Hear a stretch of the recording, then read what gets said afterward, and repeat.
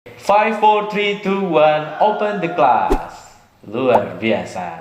Jumpa lagi bersama Ahelmi. Kali ini dalam podcast kita Bimak, Bincang Inspiratif Bersama. Tentunya bersama Ahelmi. Dan kali ini pada podcast yang kedua, kita kedatangan bintang tamu kita hari ini yang juga seorang guru di SDN Curug 3. Beliau adalah salah seorang guru yang merupakan guru penyabar, guru penyayang, dan guru dengan segala kemampuannya. Kita lebih mengenalnya dalam istilah komputer dengan sebutan multitasking atau banyak kerjaan. Nah, kita akan lebih kepo dengan beliau. Kita kedatangan hari ini Ibu Winnie Aditya Safari. Kita sebelumnya sapa terlebih dahulu ya. Alhamdulillah beliau sudah ada di sini karena memang saya undang ke sini ya. Kalau adanya di sana berarti dia nggak ada di sini gitu ya.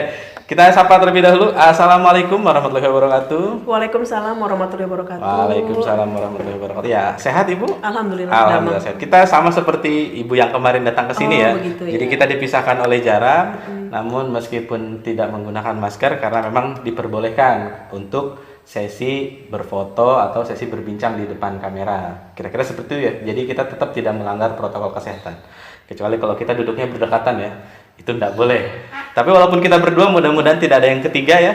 Karena yang ketiga itu biasanya adalah Setan. jangan ke saya ngomong tapi ngomong ke tempat yang lain. Oke, mari kita mengenal lebih dekat dengan Ibu Winnie Aditya Safari.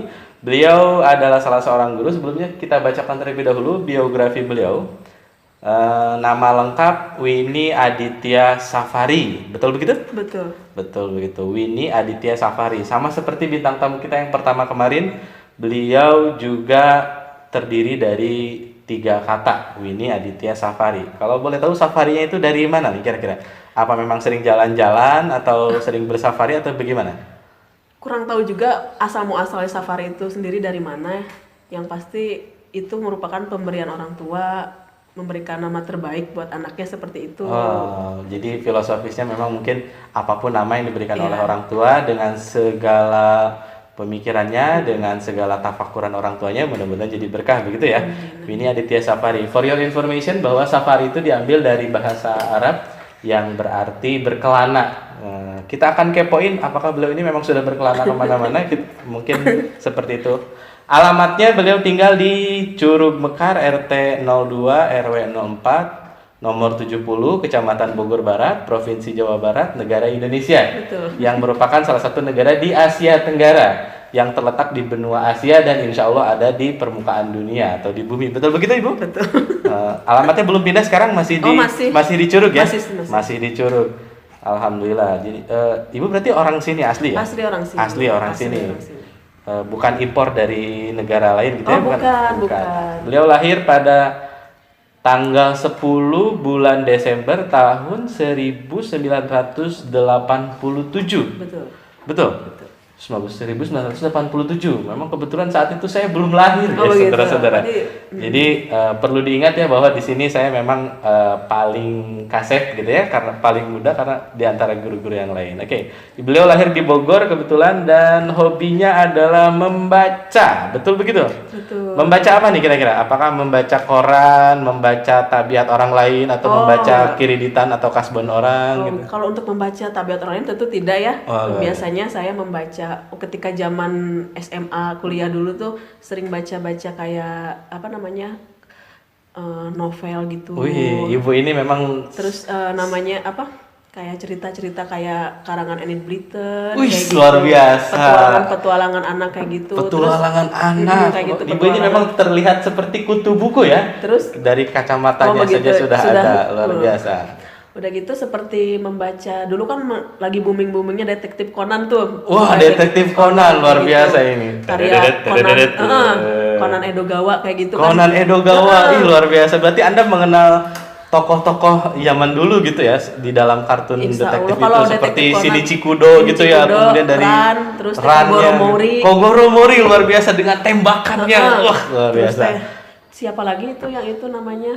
Ini sebenarnya baca apa komik kartun ya ternyata? Pokoknya bacalah sejenis bacaan seperti itulah kan kita tidak terpaku baca satu buku aja ya. Luar biasa. Memang Ibu ini memang penggemar komik atau bacaan-bacaan untuk mengisi kekosongan waktunya. Itu memang karena ibu nggak ada kerjaan atau gimana ya waktu itu? Jadi sering membaca gitu. Atau memang saya niat gitu pengen menambah pengetahuan gitu? Pengen aja membaca. Oh, gitu, pengen aja ya, memang nggak ada alasan yang agak bermutu gitu, yang berfaedah gitu ya? Oh, ingin menambah wawasan aja. Maksudnya tentang cerita itu, bercerita tentang apa begitu kan? Kita jadi tahu gitu kan, seperti itu. Luar biasa. Memang menurut pepatah juga ya, membaca buku adalah jendelanya rumah tangga. Salah. Buku itu gudangnya ilmu. Buku gudangnya ilmu.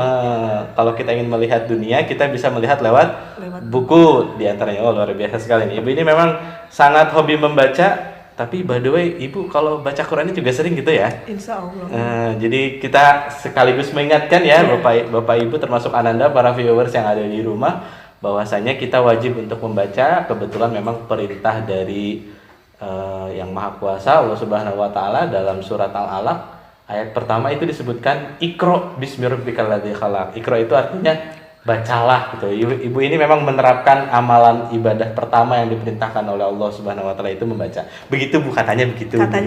Begitu. Saya dapat pengajaran dari ustadz begitu. Bukan saya ustadz ya, bukan. Oke, berikutnya ibu ini kita bacakan riwayat pendidikan ya. Beliau sekolah di SDN Curug 3 Bogor. Wah. Saya sekolah di sini loh, Pak. Oh, ibu sekolah di sini? Alumni sini, SD Curug 3. Oh, di sini. Jadi sini. meja ini memang ada di Curug 3 ya, kira-kira gitu ya. Padahal kita nggak ada di Curug 3 loh. Ini nggak tahu ada di studio mana gitu. Oh iya, maksudnya saya mengajar di tempat saya dulu sekolah di sini. Wih, luar biasa. Memang jadi kebetulan memang ini stage-nya kita minjem ruangan di Curug 3 ya sebenarnya. Jadi memang Curug 3 sekarang sudah punya studio sendiri. Jadi kita pinjam mejanya doang gitu ya, mohon maaf. Jadi ibu ini memang dulu sekolahnya di SDN Curug 3, kemudian SMP-nya di Sumedang, di SMP Sumedang. Negeri 1. Di sini tertulisnya SMP Negeri 1 Tanjung Kerta. Tanjung Kerta itu lokasinya ada di Sumedang. Ada Sumedang ya. Dia ke Tanjung Kerta itu nama kecamatan. Oh, Tanjung Kerta itu kecamatan yang ada di wilayah Sumedang.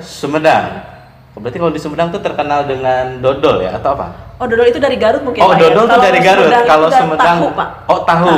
Betul. Jadi sekali. Anda waktu sekolah sempat berjualan tahu atau gimana? Apa ceritanya? Oh, tidak. Kalau waktu sekolah fokus aja sekolah belajar. Oh, fokus aja sekolah. Jadi walaupun tinggal di Sumedang nggak berarti semua yang sekolah di Sumedang itu pada jualan tahu ya, enggak ya? Tidak.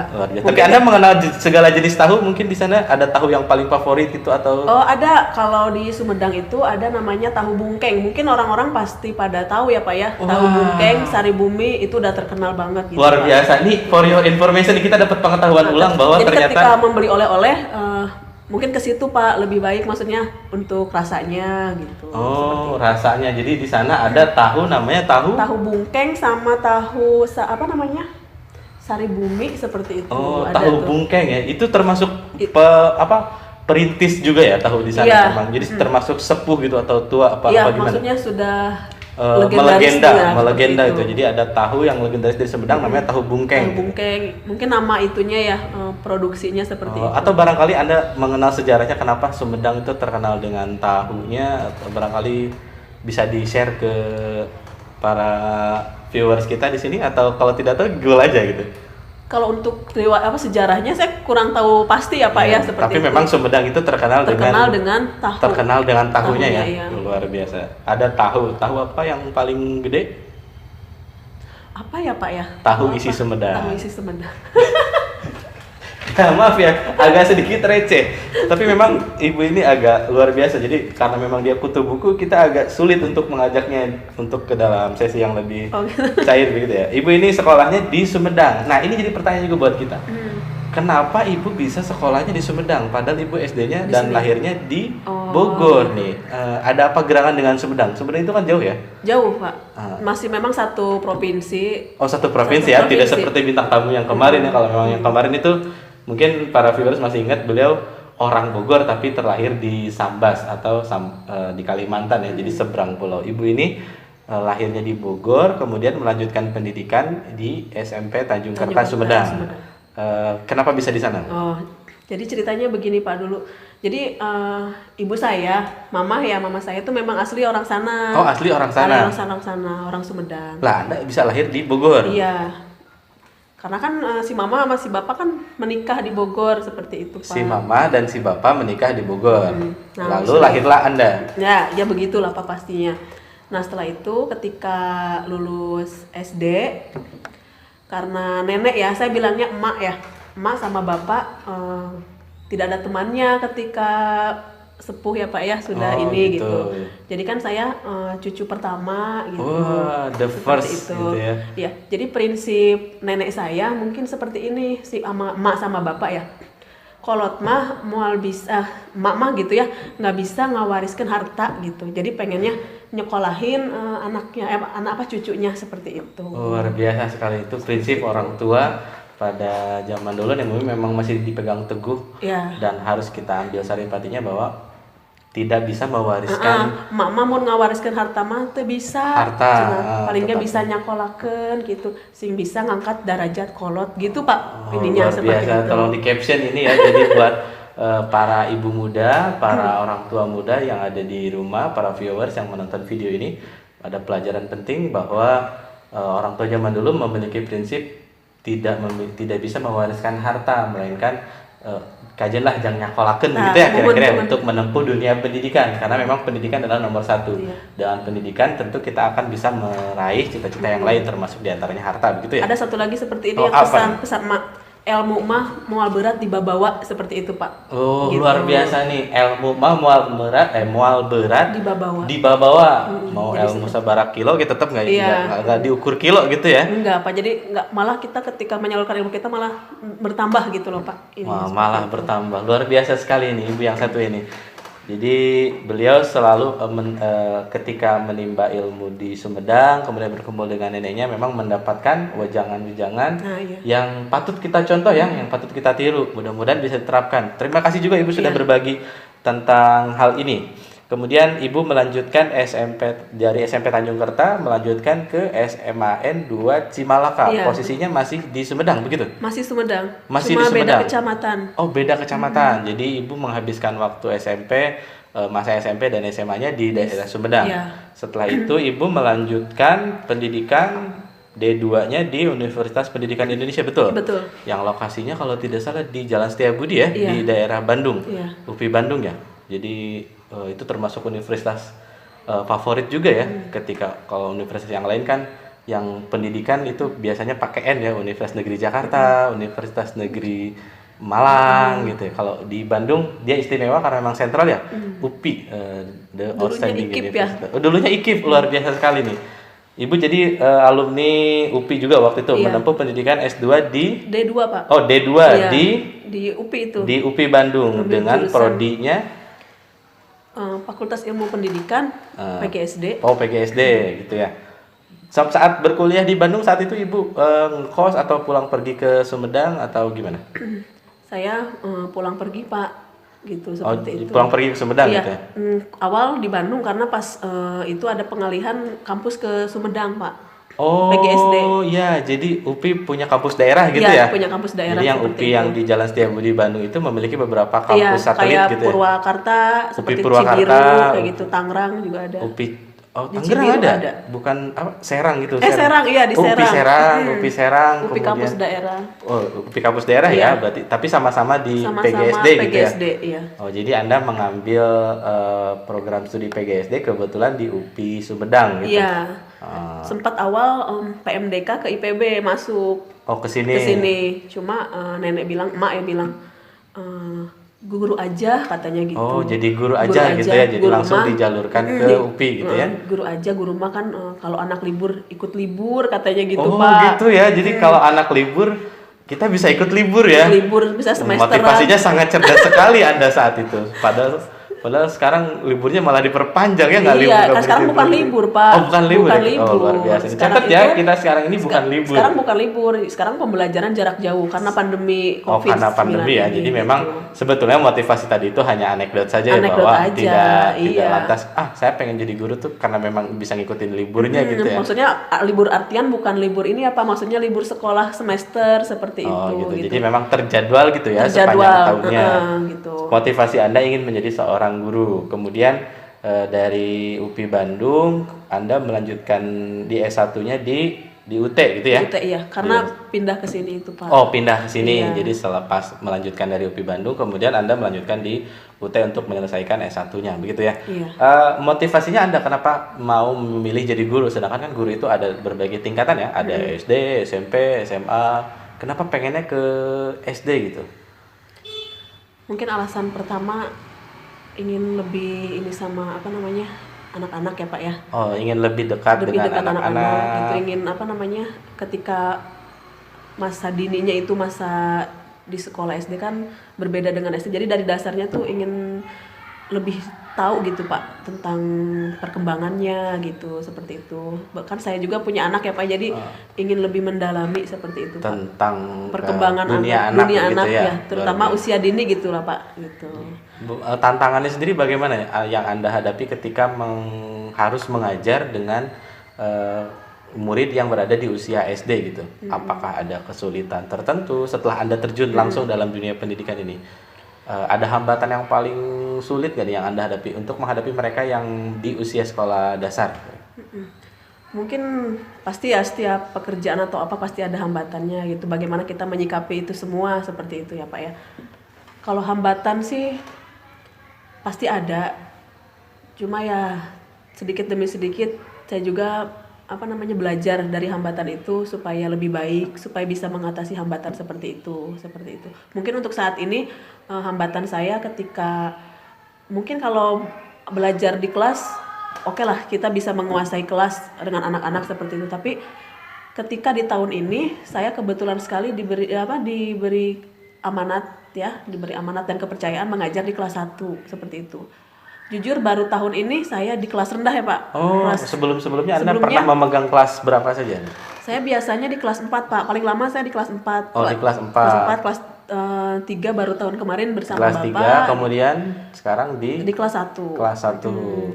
Jadi memang Ibu ini sudah cukup malang melintang di dunia perkelasan ya. Jadi pernah mengalami kelas 4, kelas 3 juga pernah mengajar, dan kebetulan hari ini beliau diamanatkan untuk mengajar di kelas 1 begitu ya, karena kelas 1 itu masa peralihan ya dari PAUD kemudian atau yang pernah di TK dulu sekarang sudah masuk ke dunia SD di kelas 1. Iya, tantangannya itulah untuk PJJ ini apa namanya? Ketika kelas 1 kan kita pertama belum kenal anaknya. Belum kenal anak, ya betul. Secara langsung sekali. gitu ya Pak ya. Gitu. Tatap muka belum pernah, terus kita juga belum tahu anak ini udah bisa baca belum, sudah mengenal huruf belum gitu. Kesulitannya itu untuk PJJ ya Pak ya gitu. Terus apa namanya di rumahnya bagaimana, kan saya juga tidak tahu seperti itu. Dia sudah bisa mengenal huruf belum, terus pegang pensilnya udah betul belum, seperti itu Pak. Hal-hal seperti itu yang saya jujur untuk ini tantangan sekali untuk saya. Tantangan sekali ya memang untuk PJJ kelas ini, 1 ya. untuk kelas 1 seperti jadi itu. Bagaimana menghadapi mereka sedangkan belum pernah sama sekali berada dalam satu ruangan yang sama, belajar sama begitu ya. Iya. Untuk mengatasi hal tersebut Anda pernah menerapkan atau sering menerapkan metode mengajar seperti apa dengan anak-anak? Misalnya akan mengajarkan anak menulis atau membaca, atau ketika anak kelas 1 ini di awal-awal Anda menerapkan apa ke mereka, atau untuk mengetahui sejauh mana mereka bisa membaca atau menulis, apa yang Anda lakukan saat itu ke kelas 1 saat itu? Awal mula di kelas 1 saya melakukan video call Pak. Oh luar biasa, video call ya? Iya, video call sama anak-anak gitu ya, perorangan. Jadi di situ pengenalan huruf, pengenalan angka, warna seperti itu Pak, sampai ada mengaji seperti itu Pak, gitu. seperti itu. Jadi kita mengetahui anak ini sudah sampai sini perkembangannya, sudah bisa mengenal huruf, terus ada yang belum, nah seperti itu. Nah tinggal kita menyiapkan strategi, bagaimana kelanjutannya seperti ini, seperti itu. Nah kemarin kan sempat ada program home visit seperti home itu. visit. Jadi sebelum situasi di sini zona merah gitu, kita Anda sempat melakukan home visit. Apa yang Anda dapatkan saat itu ketika home visit? Ketika home visit yang saya dapatkan mungkin kendala yang pertama yaitu Pak, namanya kelas 1 masih ya kata Bapak tadi peralihan dari TK atau PAUD ke SD ya Pak ya. Ke saya juga secara pribadi belum mengenal gitu kan secara pribadinya. Jadi kendalanya sulitnya seperti itu menerapkan pembelajaran jarak jauh kepada anak kelas 1 baru seperti itu, Kelas Pak. 1 baru, iya betul Gitu. betul. Jadi memang sebuah tantangan berat ketika Anda harus menghadapi Nah, iya. siswa-siswi yang sama sekali belum pernah mengenal orang tuanya bagaimana, Iya. kedekatannya, kemudian kita terpaksa harus dihadapkan pada pendidikan di PJJ PJJ begitu ya. ini. Luar biasa sekali. Tetapi Anda pastinya dong masih tetap bersemangat untuk melanjutkan atau melaksanakan kewajiban sebagai Oh iya, guru ya. iya. Luar biasa sekali. Nah, berbicara tentang mengajar ini, khusus untuk bintang tamu kita yang satu ini, sebetulnya ada sesuatu yang menarik nih. Karena ternyata setelah saya baca biografinya, beliau juga selain sebagai seorang guru, beliau ini juga termasuk seseorang yang multitasking, jadi bisa mengerjakan hal yang lain selain profesi utamanya sebagai seorang guru. Nah, saya dengar-dengar Anda ini memang adalah sebagai seorang pedagang juga ya. Oh iya, Pak. Mungkin istilah lebih kerennya seller gitu ya, seller luar biasa. Tapi sekali lagi, this is for your information bahwa mengajar adalah kewajiban. Itu juga merupakan pekerjaan atau profesi yang bisa dijalankan untuk sebagai ibadah. Tetapi di sisi lain, ibu ini juga bisa meluangkan waktunya untuk menyempatkan diri sebagai seorang yang bergerak dalam dunia usaha gitu ya.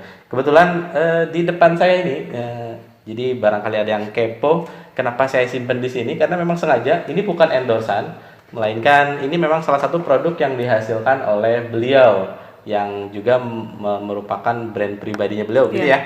Jadi ini namanya, ini apa nih namanya? Masabi gitu ya. Iya. Ini salah satu usaha kecilnya beliau untuk bergerak di bidang niaga. Ya, barangkali motivasinya bukan untuk mencari rupiah ya, tetapi untuk beribadah gitu ya dalam dunia perniagaan, bukan begitu? Iya. Luar biasa sekali. Jadi ini beliau memiliki saya tidak menjualkan ini ya, tetapi ini salah satu contoh sampel bagaimana beliau juga bergerak di bidang yang lain selain dalam dunia pengajaran.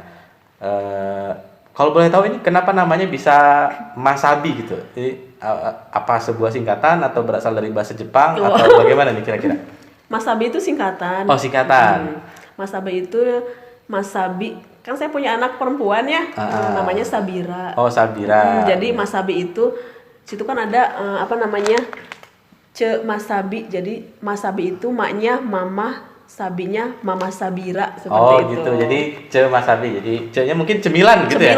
Cemilan dari Mama Sabira yang dibuat oleh Mama Sabira, kira-kira begitu ya. Jadi memang ini salah satu bentuk keisengan beliau yang cukup berfaedah di sela-sela mengajarnya beliau.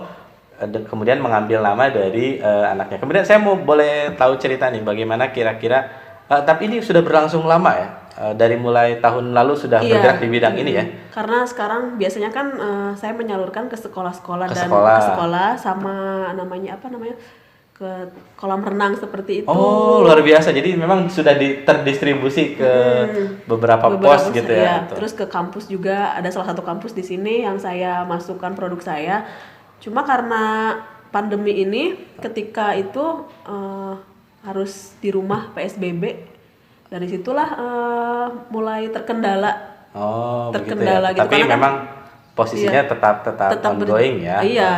Dengan segala keterbatasannya. Barangkali saya boleh tahu cerita sedikit, kan mungkin untuk beberapa kalangan barangkali ada juga yang memandang sedikit miring terhadap profesi, kok guru dagang juga sih, kira-kira begitu.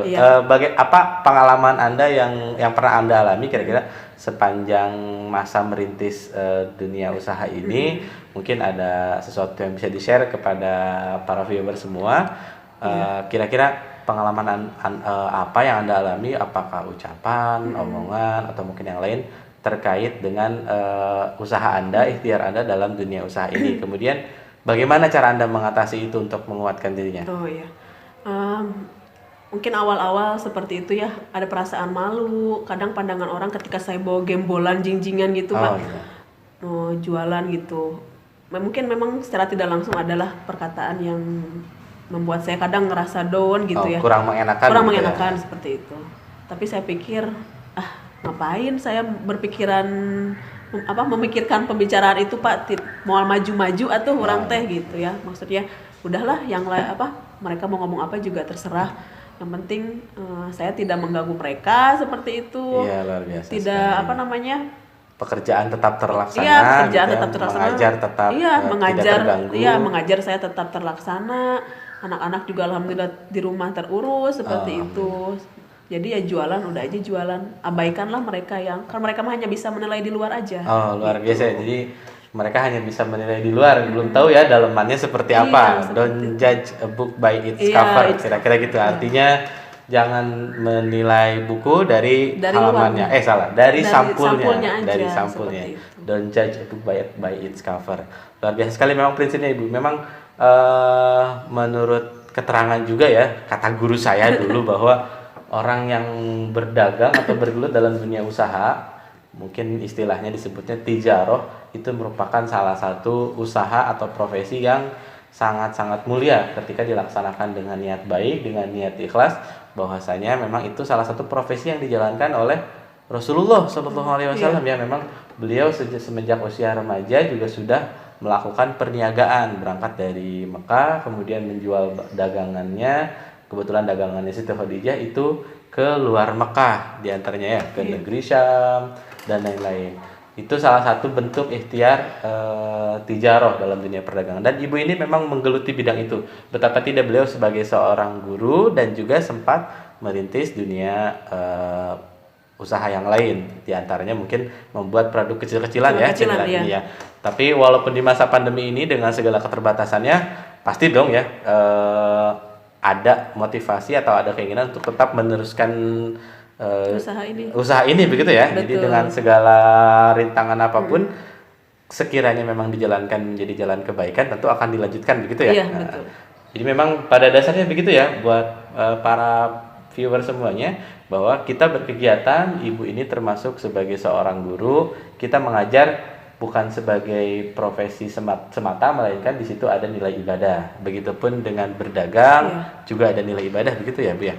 Luar biasa sekali ibu ini. Terima kasih sudah berbagi cerita dengan kami. Beliau termasuk salah satu guru inspiratif juga. Mungkin ada yang ingin disampaikan terutama buat kelas yang ibu ampuh saat ini sekarang kelas 1B. Kelas 1, mungkin ada yang ingin disampaikan kepada Ananda kelas 1 atau orang tuanya, bagaimana kira-kira cara menghadapi pembelajaran kita di masa PJJ ini. Silakan. Assalamualaikum warahmatullahi wabarakatuh. Sebenarnya kita dari tadi ya udah assalamualaikum. Oh iya, maaf ya. Assalamualaikum anak-anak semuanya dan ayah bunda di rumah. Mungkin ini masa sulit ya buat kita pembelajaran di rumah PJJ ini, terutama untuk kelas 1, baik orang tuanya yang bekerja ataupun yang di rumah seperti itu. Tapi jangan putus asa, jangan putus semangat, harus tetap semangat membimbing anak di rumah disesuaikan dengan kemampuan anak di rumah. Jadi harus sabar lagi dalam mendidik anak seperti itu ya Pak ya.